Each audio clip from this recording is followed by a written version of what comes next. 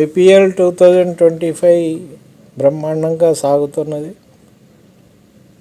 అయితే ఇక్కడ మనకు టోటల్ 10 టీంలు ఉన్నాయి. 10 టీంలకు ఒక్కొక్క టీంకి ఒక్కొక్క కెప్టెన్ ఉన్నారు. ఆ కెప్టెన్ల శాలరీ వివరాలు చూద్దాం. అంటే వాళ్ళ హైయెస్ట్ వాళ్ళ వాల్యూ శాలరీ.